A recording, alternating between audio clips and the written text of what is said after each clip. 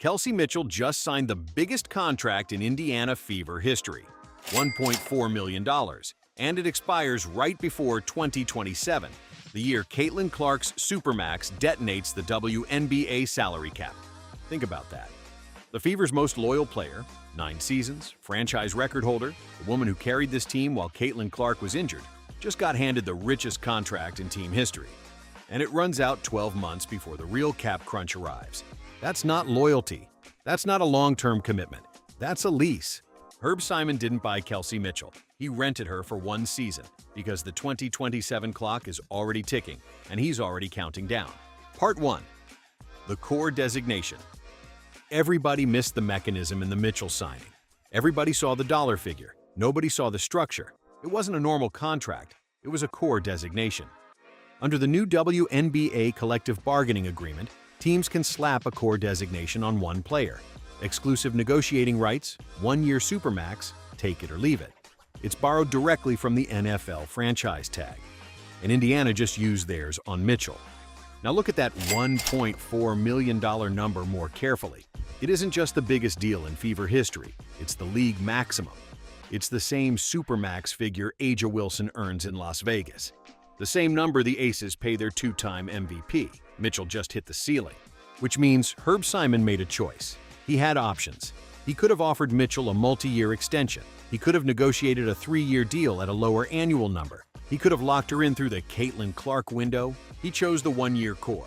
Maximum dollars, minimum commitment. The shortest deal the CBA allows. Now look at Lexie Hull, restricted free agent, qualifying offer, 1 year. Look at Sophie Cunningham, unrestricted free agent, short-term deal territory. Every single piece around Caitlin Clark is on a contract that expires at the end of the 2026 season. That's not a coincidence. That's a pattern. I want you to remember something from the Larry Bird era. 1990, Boston Celtics.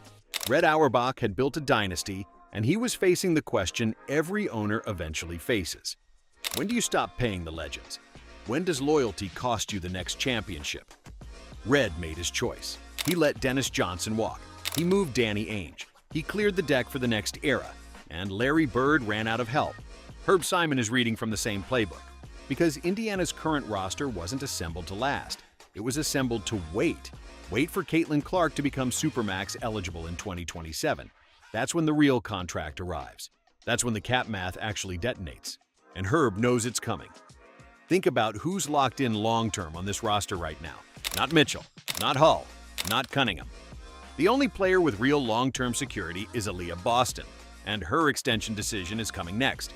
Boston becomes supermax eligible this year, 2026.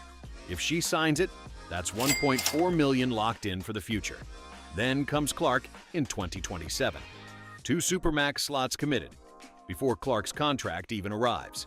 And that's before we talk about what the new CBA does to max contracts starting in 2027. The WNBPA negotiated a specific provision that escalates those numbers. It's called the EPIC provision. We'll break down exactly what it does in the next video. But first, the math that Herb Simon is staring at right now. Part 2. The 2027 math. The 2026 WNBA salary cap is $7 million per team. Mitchell's supermax is $1.4 million. That's 20% of the entire Indiana Fever roster on one player. If Boston signs her supermax this summer, and every indication says she will, that's another $1.4 million. 2 players, 40% of the cap. Now project forward. In 2027, supermax numbers are expected to exceed $2.4 million. Caitlin Clark hits the mark. That's a 3rd supermax slot, $7 million in cap space. And 3 players eating nearly all of it. You cannot build a championship roster with $4 million and 8 open slots. You just can't. Not in a league with a minimum roster requirement and a minimum salary climbing past $300,000. Indiana Fever cap space in 2027, by every projection, cannot support 3 supermax contracts and a competitive supporting roster. Herb Simon knows this. His front office knows this. Kelly Krauskopf and Amber Cox know this. Which means every 1-year deal this offseason isn't loyalty. It's a countdown clock. Mitchell's 1-year core. That's a 12-month window before Indiana has to make an impossible choice. Core her again in 2027, lose another supermax slot, and destroy the cap? or let a 9-year franchise cornerstone walk. The same summer, Caitlin Clark's supermax arrives. Hull's qualifying offer. That's a 12-month window before Indiana has to decide whether a restricted free agent is worth long-term money on a team that's about to run out of money. Cunningham's short-term deal, she'll be 30 years old when Clark's supermax hits. Is Herb paying her, or is he clearing the slot? 3 countdown clocks, all pointing at the same summer, 2027, Part 3, The Owner. And this is where you need to understand who Herb Simon actually is. Herb Simon bought the Indiana Pacers in 1983, alongside his brother Melvin, for $11 million. 43 years ago, he is the longest-tenured owner in the entire NBA.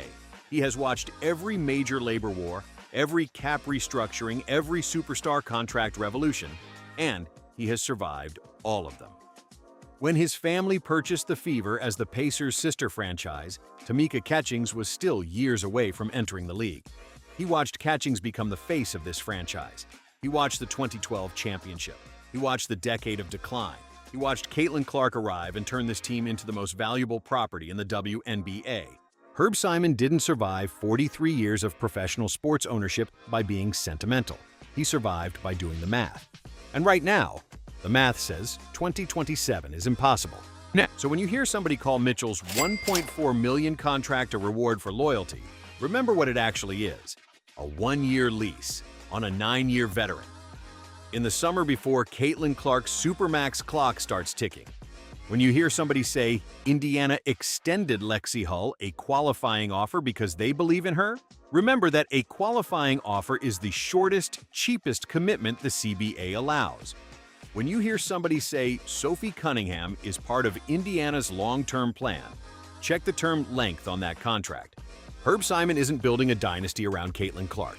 He's buying time, 12 months at a time, until the 2027 math detonates. Every 1-year deal this offseason is a countdown. Mitchell, Hull, Cunningham, tick, tick, tick, and the clock runs out. The exact same summer Caitlin Clark's supermax arrives. And the part that should scare every Fever fan watching this video. The epic provision I mentioned earlier, the one that escalates supermax numbers in 2027, that's not even the worst part of what the new CBA does to Indiana's cap. We'll break down the full detonation in the next video, the exact cap math, the epic provision breakdown, and the Boston domino that nobody's talking about. Drop a comment and tell me which 1-year deal you think expires first: Mitchell, Hull, or Cunningham. I'll read the sharpest prediction on camera and hit subscribe if you want the full 2027 countdown, because this video is the warning. The next one is the detonation.